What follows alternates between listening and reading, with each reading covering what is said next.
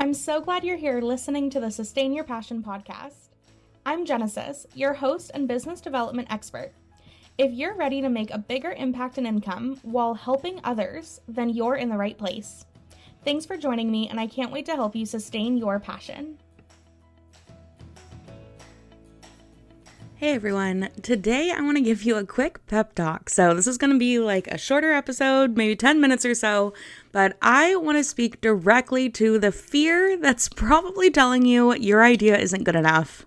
So if you have ever struggled to think like, well, why should I bother really even moving forward, investing time or energy or resources into my coaching dream, when there's a bunch of other coaches out there, when there's other people that might be more qualified or differently qualified than me, why should I bother with this goal, with this dream, and having all of the awkward conversations that come along with learning how to sell and market, having to tell your partner, your friends, your coworkers, etc.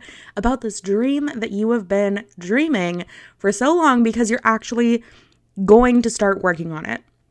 If all of those fears have kept you from actually sitting down and taking the first step to starting your coaching business, you're going to love this episode. So I completely understand the feeling of imposter syndrome when it comes to imagining yourself as an entrepreneur. Now, if you are currently working in a job, I want you to think about when you first got this job. You didn't know you could have the job, right? You put together your application materials, you submitted your application, you probably went through an interview process, and then you sat around and waited a while, and then you got told, hey, you got to have this job. Then there might have been another period of waiting before you actually started doing the work, and you showed up for your first day. You got to start practicing and learning how the job works, learning about the organization. And maybe after a year or so, you were like, hey, I know what I'm doing here. I actually feel pretty settled and comfortable. I know what's coming. I know the whole annual cycle in this job. I can see what's going to happen in every season. And I know the workflow that I have. I know how to do my job really well. And now I feel confident in it.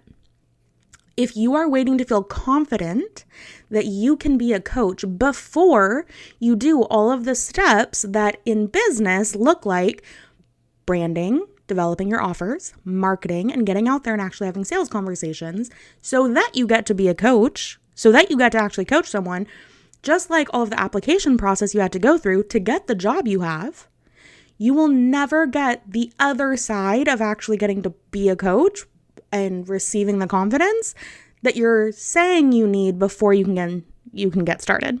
That would be like saying, before I can apply to that job, I need to go work in that job first.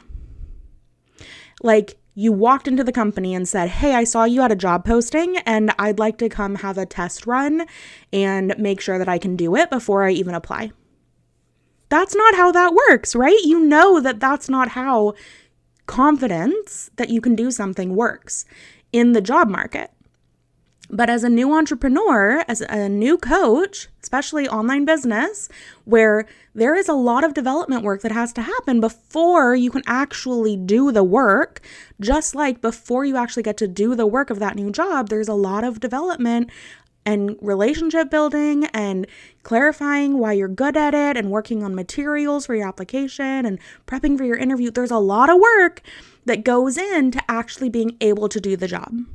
So, okay, let's imagine you've got a job right now. You've decided, I want to be a coach. I want to start my online business. I'm going to take the education and skills I've gained from being a manager, a teacher, an advisor, whatever, right? And bring it into my coaching business.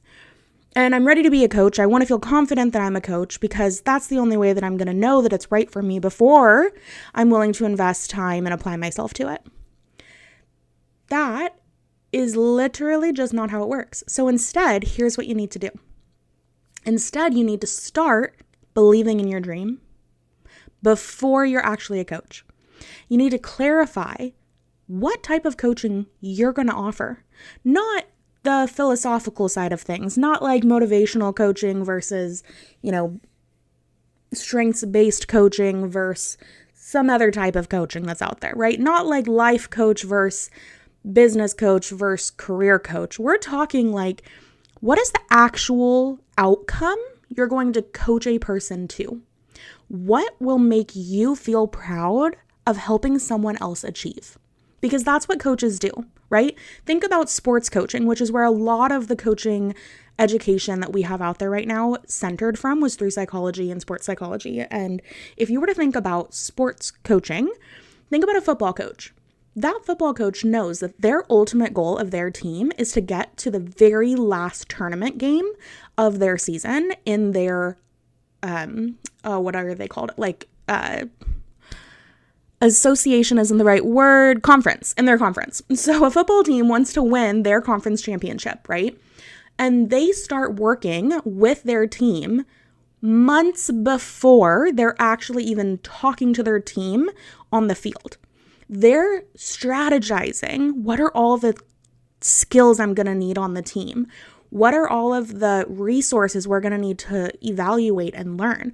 What are all of the specific skills, specific plays, specific scripts that we're all going to have to know by heart so that when it's game time, when it's the show time, we've got it memorized and we know how to communicate and we know how to do this so that we can win these 12 games we have to win to get to the tournament, to win another 6 games to get to the top of the tournament where we get to win that championship game, right? So as a coach, you need to decide what is your client's championship game and what will make you feel so excited to get out of bed in the morning to know that people are counting on you to guide them to their championship game.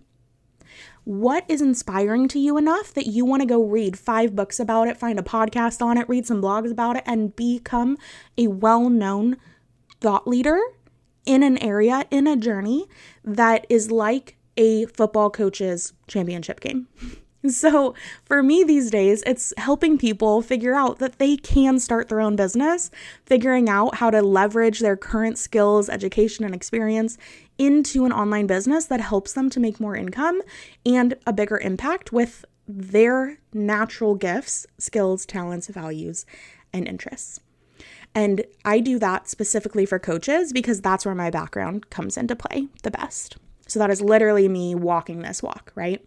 But let's say you are really, really good at budgeting and you want to help other people save their first $1,000 because you know the value of having $1,000 in your savings account meant that for you, you were able to navigate so many of life's unforeseen events and you were able to increase your insurance options and you were able to start saving for a house after you hit that $1,000 threshold and I don't know, take your family on vacation, whatever, right? Like amazing things started happening for you after you saved your first $1,000 because you learned a certain strategy to be able to save that first $1,000.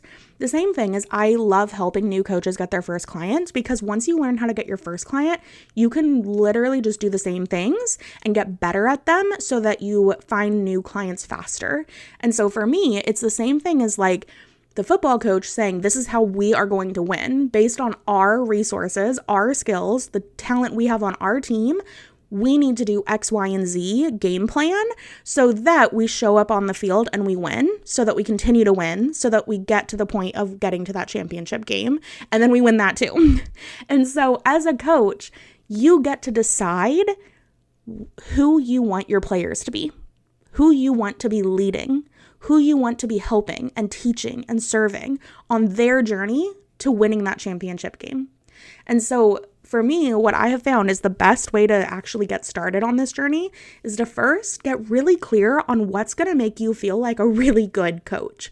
What is going to be personally meaningful for you that you want to be known for being able to help people with? And that becomes your brand. That is all about you, your values, your interests, what matters to you, how you want to be known, your reputation, the impact you want to have. That is your brand. From there, you have to get clear on your strategy to actually bring that vision to life. And this is where you would actually develop a coaching program that has clear steps, clear requirements and actions, and, clarify the mindset shifts that someone's going to have to go through and all of the activities they're going to have to do and all the support they're going to need to be able to actually do all of those things that are challenging them and growing them to be the person that can succeed and reach that goal that you can help them reach. And then once you've got a clear brand and a clear offer developed, then you can start marketing it because you actually know what to talk about. You know who you're speaking to. You know what they want. You have the psychological clarity to make content that speaks to people's souls, that makes them say, stop reading me like a book. It's like you're in my head. That is the key to actually having viral worthy content that makes your marketing efforts actually impactful because you've done the work of branding and developing a clear offer first. So then when you're out there marketing, you actually close sales because you're talking to a specific problem with a specific strategy to reach a specific goal. But none of that is going to be possible for you if you are waiting to be given coaching clients before you apply yourself and do the development work. It's just like you're never going to get the job you don't apply to.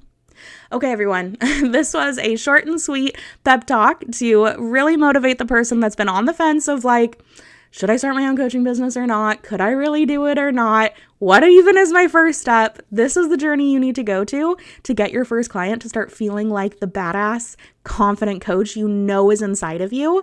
And I would just love to further support you. So if you are interested, there are a ton of free resources on my website. I'll say like blogs and podcasts and stuff, but specifically, I want to tell you about the free training that is all about how to confidently sell your coaching online. That's available at genesisrose.com/free coaching sales training.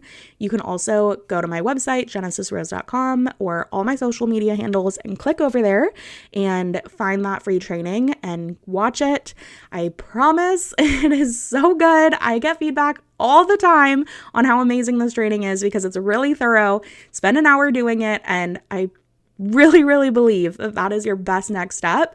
If this podcast episode spoke to you today, find that training, give yourself an hour, try it out and see if you feel better about your vision and if you feel more ready to actually do the work of applying yourself to become that confident coach you know you can be. All right, everyone. Hope this was helpful. Talk to you later. Bye.